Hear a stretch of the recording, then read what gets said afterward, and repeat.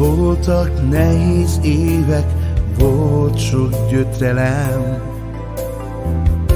de mindig itt voltál, apám, mindig velem. Hogyan köszönhetném meg a sok jót, nem tudom. Remélem én is olyan leszek, mint te egy szép napon.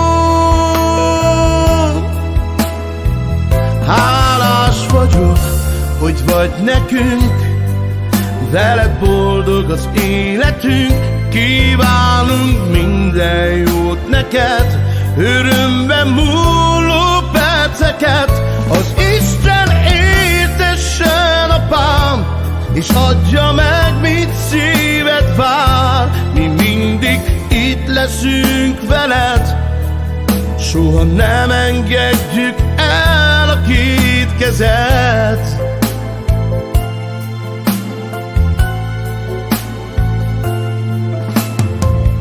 Én és a testvérem felnézünk mindig rád, hisz a semmiből is tudtál tenni nagy csodát.